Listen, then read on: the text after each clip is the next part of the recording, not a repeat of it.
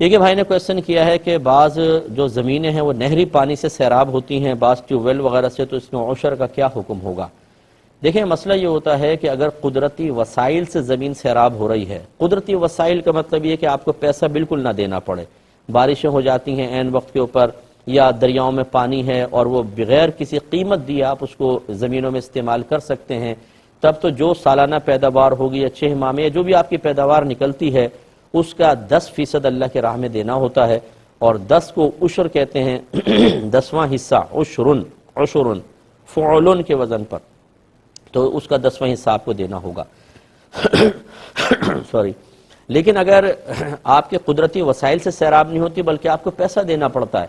تو پھر یاد رکھیں کہ نصف عشر ہوتا ہے، یعنی 20واں حصہ، پھر آپ کو 20واں حصہ دینا پڑے گا، یعنی پہلے 10 روپے، اور اگر آپ سیراب کرتے ہیں اسے تو 5 روپے دینے پڑیں گے، پیچھے کم ہو جائے گا۔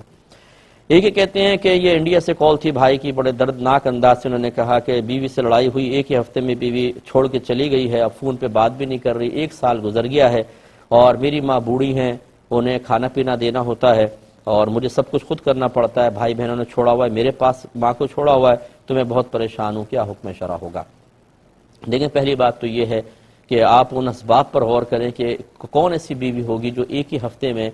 میکے کو چھوڑ کر، سسرال کو چھوڑ کر میکے چلی جائے۔ ہو سکتا ہے کہ آپ کے سسرال میں کوئی، یعنی آپ کے اپنے گھر میں کوئی ایسی خرابیاں ہوں جس کی وجہ سے بچی ڈسہارٹ ہو کر گئی ہے، اس سبب کو ختم کرنے کی کوشش کریں اور اس کو پیار محبت سے واپس لے کر آئیں۔ اور اگر آپ مثلا کسی اور علاقے میں رہتی ہے تو جانا کوئی پرابلم تو نہیں، فون کال اٹینڈ نہیں کر رہی تو آپ جا بھی نہیں سکتے، چلے جائیں میکے، وہاں پہ جا کر ان سے بات کریں۔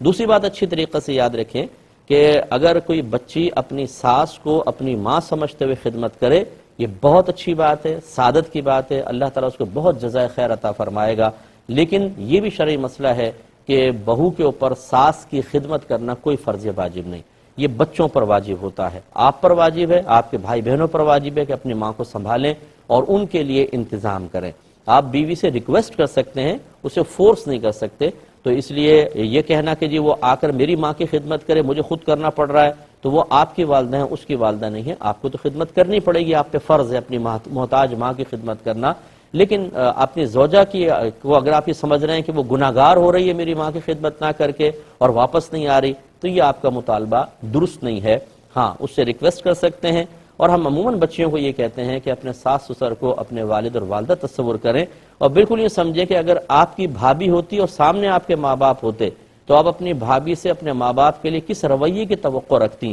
بس وہی رویہ اپنے ساس سسر کے ساتھ رکھیں، محبت سے، پیار سے، خدمت سے ان کے دل جیتیں، ان کی دعائیں لیں، آپ کا گھر بسے گا، آپ کے شوہر کو انشاءاللہ نعمتیں ملیں گی، آپ کے بچوں کو اللہ تعالیٰ راحت عطا فرمائے گا۔ تو یہ تمام باتیں اپنے ذہن میں رکھیں، ہم دعا کرتے ہیں کہ اللہ تعالیٰ آپ کے سب لوگوں کو ایک دوسرے سے ملنے کی توفیق عطا فرمائے۔